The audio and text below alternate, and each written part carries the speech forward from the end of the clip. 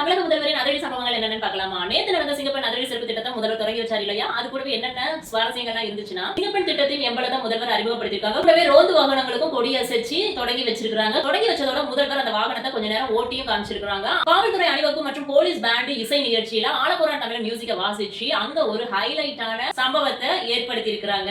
இந்தியாவிலேயே first time பெண்களின் பாதுகாப்பை முன்னிட்டு ட்ரோன் அடிப்படையிலான ரோந்து கண்காணிப்பு வாகனத்தை அறிமுகப்படுத்தியிருக்காங்க. முதல் கட்டமா ரூபாய் 354 கோடிக்கும் மேல நிதி ஒதுக்கீடு அறிவிச்சிருக்காங்க. கூடவே வேலை வாய்ப்பை பொறுத்த வரைக்கும் மிகப்பெரிய அளவுல அறிவிப்பு ஒண்ணு வெளியாகி இருக்கு.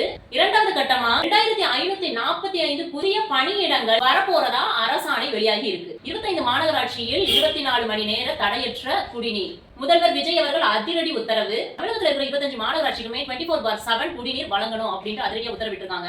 அதுலயும் 146 நகராட்சிகளுக்கும் மற்றும் 479 பேரூராட்சிகளுக்கும் குறைஞ்சது 3 மணி நேரமாவது தண்ணீர் கொடுக்கணும் அப்படின்னு சொல்லியிருக்காங்க. அடுத்த 5 ஆண்டுகளுக்குள்ள அனைத்து நகர்ப்புற உள்ளாட்சி அமைப்புகள்லயும் இந்த வசதியை கொண்டு வரதுக்கு திட்டம் ரெடி ஆயிட்டு இருக்கு. குடிநீர் சேமிப்பு தொட்டி, புதிய குழாய்கள் மற்றும் விநியோக அமைப்புகளையும் மேம்படுத்த திட்டம் வெளியாகி இருக்கு. தமிழகத்திற்கு வந்திருக்கும் மிகப்பெரிய குட் நியூஸ். பேரிடர் மேலாண்மைக்கு ரூபாய் 1000 கோடி நிதியுதவி. பேரிடர் மேலாண்மை மற்றும் பருவமழை முன்னெச்சரிக்கைக்காக அதுக்கான பணிகளை தொடங்க சென்ட்ரல் கவர்மெண்ட் ரூபாய் 1000 கோடி நிதி வழங்கியிருக்கு. இந்த நிதி மூலமா வெள்ளம், நிலச்சரிவு, இயற்கை பேரிடர்களை ஃபேஸ் பண்றதுக்கு தமிழக அரசு தீவிரமா தயாராக ஆரம்பிச்சிட்டாங்க. அதுலயும் நீலகிரி, கோவை, திண்டுக்கல், கன்னியாகுமரி இது போன்ற ஆபத்தான பகுதிகளுக்கு மீட்பு பணிக்காக ஹெலிகாப்டரும் தயார் நிலையில வச்சிருக்காங்க.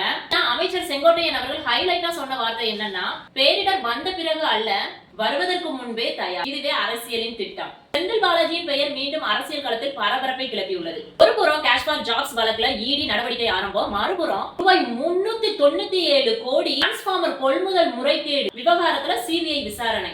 யார் விசாரணை, நீதிமன்ற நடவடிக்கைன்னு அடுத்தடுத்து திருப்பங்கள் காத்திருக்கு. கூடவே கரூர் பிரச்சனை, மின் திருட்டு, டிரான்ஸ்பார்மர் கொள்முதல் முறைகேடு எல்லா விவகாரத்திலையுமே செந்தில் பாலாஜியுடைய பெயர் அரசியல் மற்றும் ஊடகங்கள்ல பேசப்பட்டு வருது. குறிப்பா சுமார் 397 கோடி இழப்பு குற்றச்சாட்டுல சிபிஐ எஃப்ஐஆர் பதிவு செய்து விசாரணை நடத்திக்கிட்டு இருக்காங்க. தூத்துக்குடியை உலக தரப்பிலான மிகப்பெரிய கப்பல் கட்டும் தளமாக மாற்றும் மிகப்பெரிய முதலீடு. சவுத் கொரியால முன்னணி கப்பல் கட்டும் நிறுவனம்னா அது ஹெச்டி ஹுண்டாய் ஹெவி இண்டஸ்ட்ரீஸ் தான். இந்த கம்பெனி தூத்துக்குடியில புதிய கிரீன்ஃபீல்டு கப்பல் கட்டும் தளத்தை அமைக்கிறதுக்கு ஆர்வம் காட்டுறாங்க. சுமார் 4 பில்லியன் அமெரிக்க டாலர் முதலீடு வரும்னு எதிர்பார்க்கப்படுது. இந்த திட்டத்தை செயல்படுத்துறதுனால தூத்துக்குடி இந்தியாவிலேயே மிகப்பெரிய கப்பல் கட்டும் மையங்கள்ல ஒன்னா மாறும்னு எதிர்பார்க்கப்படுது. இதுல 1000க்கும் மேற்பட்ட டைரக்ட் மற்றும் இன்டைரக்ட் ஜாப் வர்றதுக்கான வாய்ப்பு அதிகமா இருக்குன்னு எதிர்பார்க்கப்படுது. தமிழக தொழில்துறை அமைச்சர் கீர்த்தனா அவர்கள் சவுத் கொரியால இருக்கிற ஹுண்டாய் உல்சான் கப்பல் தளத்தை நேர்ல போய் பார்த்துட்டு தூத்துக்குடியில கப்பல் கட்டும் தளத்தை அமைக்கிறதுக்கான முன்னேற்ற ஆலோசனையை நடத்தி இருக்காங்க. வீடியோ பிடிச்சிருந்தா வீடியோக்கு லைக் பண்ணிட்டு இது போன்ற தகவலுக்கு மிஸ்டர் சக்தியை ஃபாலோ பண்ணிக்கோங்க.